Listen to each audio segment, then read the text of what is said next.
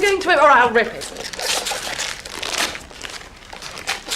Welcome to MsMojo, and today we're counting down our picks for the top 10 most unforgivable betrayals in rom-coms. $50 and we got a deal, Fabio. For this list, we'll be looking at the biggest, most painful stabs in the back from the romantic comedy canon. There are few shockers ahead, so consider this your spoiler warning. Which betrayal would you struggle to forgive? Let us know in the comments. Number 10, The Article, 27 Dresses. In this Katherine Heigl rom-com, James Marsden's Kevin is commissioned to write an article for Jane's sister's wedding. Jane loves the journalist's work, but hates his cynical attitude. This one is really horrible, right? Was the word you were looking for? No, what color is this? Vomit? He's attracted to her, but bemused by her long-suffering bridesmaid persona. They begin to hit it off when he encourages her to let her hair down for a fun photo session. 27 dresses. You gotta be kidding me. She assumes this is all off the record, but it goes straight into a mortifying front-page article. Always, always, always a bridesmaid by Malcolm Doyle. What is this? The pair grow closer before Kevin's indiscretion is revealed. It's the worst possible timing for both of them, and a punch to the gut for Jane. Kevin knew that the piece would hurt her, yet he still puts her in that position. Number 9, John dates girls from different cliques. John Tucker must die. We share something special.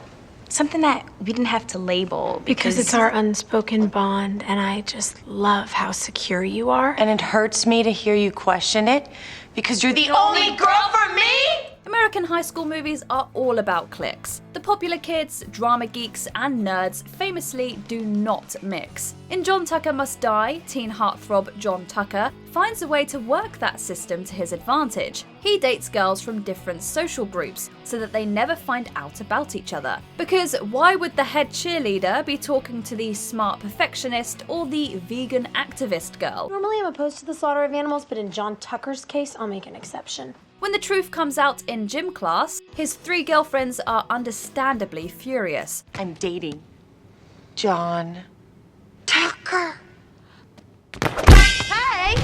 Sorry, slipped. Not only have they all been cheated on, they've been played. His behaviour is pretty slimy, to say the least. So the girls hatch a plan, and he ultimately learns some lessons about honesty. And as hard as it might be for you to believe, I'm gonna start telling the truth.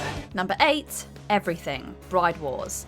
Ditching your best friend for a guy is one thing, but destroying a lifetime of friendship over a wedding, that's a new low. Bride Wars tells the story of longtime best friends Emma and Liv. Well, first of all, you weren't fat. But yes, you do survive. Thanks, Sam. You're welcome, Liv. You're gonna be the best meal on it. They've both got their hearts set on their dream wedding venue, but there's only one date available. Your weddings have been booked on the same day. Can you say that again? I'm sorry, what? The ensuing war of wills is petty and totally unnecessary. Your wedding will be huge. Just like your ass at prom. It's not really about the plaza in June. It's about Emma finally standing up for herself. But there's got to be a better way to do it. You can't even let me have my own bachelorette party? That's the way you couldn't let me have DJ Humble? That was rolling. The betrayals come thick and fast, and the girls go straight for the jugular, each using the other's deepest secrets to devastating effect. Could their friendship ever really be the same after this? Number 7, Rachel and Dex, Something Borrowed. Except, got a little weird and acted really guilty, and so we have to have talk. Talk about what? Kate Hudson makes a great rom-com villain, but whether we like her character Darcy or not, she's also the victim in this scenario. The best friend and the boyfriend is an enduring trope in romantic movies. Oh my god, what did I do? Where are you? I'm panicking. Dax never came home. Oh no. Okay? Listen to me. Dax never came home, and I don't... But there's nothing romantic about it. If the dream guy is prepared to cheat on his fiancée with her prospective maid of honor, he's not exactly setting the best precedent for a relationship. Darcy might be the absolute worst, but she puts her trust in Rachel, and Rachel throws it back in her face. Metaphorically, of course. I love you. I would never let anyone hurt you, ever. And you wouldn't let anyone hurt me, right? What she actually does is sneak around behind her back. You know what? At the end of the day, you guys deserve each other because he's never going to do anything. You're never going to ask him to, and let's be honest. You and I both know that even if you did, she will never let you have it. The final moments suggest that Rachel and Dex are meant to be together, but do the ends really justify the means? Number 6. Nobody puts the mistress in the closet. He's just not that into you. As with most ensemble cast movies, He's Just Not That Into You has some storylines we'd like to forget about. We never have sex. Bradley Cooper plays Ben, husband to Jennifer Connelly's Janine, but he begins an affair with Scarlett Johansson's character, Anna. I think I just fell in love.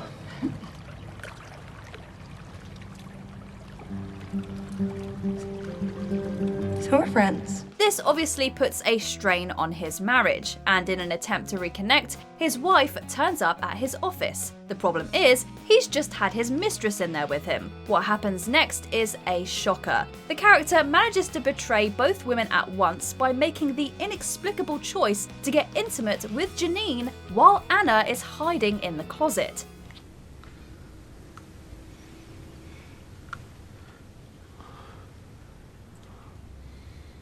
It's weak, disrespectful, and pretty dark behaviour. Despite sharing some characteristics with old-fashioned farce, it's possibly the least funny scene ever. Number 5. Jerry cheats on Helen. Sliding Doors. Speaking of cheaters, who could forget Jerry from Sliding Doors? Jerry, for God's sakes, I asked a simple question. There's no need to become Woody Allen. His girlfriend, Helen, was happy to go out to work and support him so he could write his book. But he spent his free time entertaining an ex-girlfriend. The movie is split into 2 parallel realities. In one, Helen makes her train, which means she also catches Jerry in the act. I come home and catch you up to your nuts in lady shagging Godiva. In the other, she's too late. But the near miss doesn't stop him from continuing the affair, and the truth comes out in the end. Helen, I swear.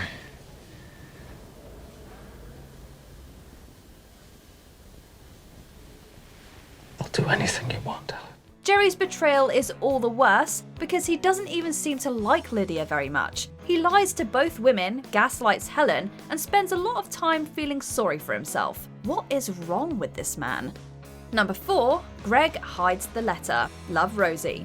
Love, Rosie tells the story of childhood friends Rosie and Alex. We know that they're destined to be together, but the timing always seems to be off. I know boy-girl friendships can be quite complicated sometimes, but I'm always here if you need to talk. Following a messy breakup in his life and the death of Rosie's father, Alex takes his chance and finally pours out his feelings on paper. It seems like this could be their moment at last, but Rosie doesn't get the letter. Anything for me? Yeah, just this one. Her husband, Greg, finds Alex's message, reads it, and stashes it away. He's jealous, and with good reason, but there's no excuse for lying to his wife and removing her ability to make her own choice. It's a terrible betrayal. Greg knows he can't make her happy, and he won't let Alex try. Number 3. The Bribe. 10 Things I Hate About You. We may love the late Heath Ledger's Patrick Verona, but we have to admit he messed up. Patrick starts pursuing Kat Stratford when her horrible ex, Joey, offers him money to take her out. Look, I can't take out her sister until Kat starts dating. You see, their dad's whacked out. He's got this rule where the girls are... That's a touching story. It really is. If Kat starts dating, her sister Bianca can too. It's the taming of the shrew, remember? Patrick genuinely falls for Kat, but he doesn't tell her the whole truth and doesn't stop taking the money. Why are you doing this? I told you may have a concussion. You don't care if I never wake up. Sure I do. Why? Well then, because then I'd have to start taking out girls who actually like me. For Kat, this is the ultimate betrayal. She let herself trust him, and all the time, he was lying to her. What's worse, the scheme was largely orchestrated by Joey, who's the reason Kat started putting up walls in the first place. You were paid to take me out by the one person I truly hate. I knew this was a setup! She chooses to forgive Patrick, but he's definitely got some groveling to do. You can't just buy me a guitar every time you screw up, you know. Number 2, a grown man hits on a teenage surrogate. Juno. This is even better than Suspiria. What'd I tell you? Kudos. You have decent taste in slasher movies. Rom-coms from the aughts tend to be a lot darker than their 90s counterparts, and Juno throws up some really serious themes. The central character is a pregnant teenager who decides to give up her baby for adoption. How sure would you say you are? Like, would you say you're 80% sure or 90% sure? I'm gonna say I'm about 104% sure. She finds a suitable duo of prospective parents with a lovely mum, Vanessa, and a dad, Mark, who she gets along great with. Everything appears perfect until Mark starts to get a bit too friendly. Baby's not gonna fix everything. Besides, I don't know if I'm even ready to be a father. But you're old! A grown married man hitting on a teenager is creepy enough, but the added ick is that he's jeopardizing both the baby's future and his wife's chance to get the child that she's been longing for. What are you saying? That it feels a little like bad timing. Thankfully, Vanessa adopts the baby in the end, and Mark ends up alone, which serves him right. Before we continue, be sure to subscribe to our channel and ring the bell to get notified about our latest videos. You have the option to be notified for occasional videos or all of them. If you're on your phone, make sure you go into your settings and switch on notifications. Number 1, The Necklace and the Joni Mitchell CD, Love Actually. Infidelity and heartbreak are not what we typically like to see in our holiday films, but Emma Thompson's immaculate acting as Karen is that one Love Actually scene that has turned it into a must-see movie moment. That's great. My brilliant wife.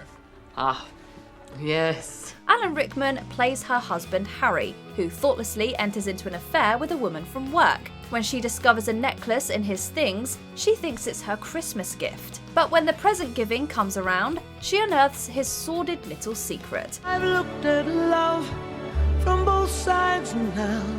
After taking a moment to get herself together as her life falls apart, Karen takes stock of what his betrayal really means, powerfully summing it up. Yes, but you've also made a fool out of me. You've made the life I lead foolish too. He's broken her heart for no good reason, and he's not nearly sorry enough. Do you agree with our picks? Check out this other recent clip from MsMojo. And be sure to subscribe and ring the bell to be notified about our latest videos.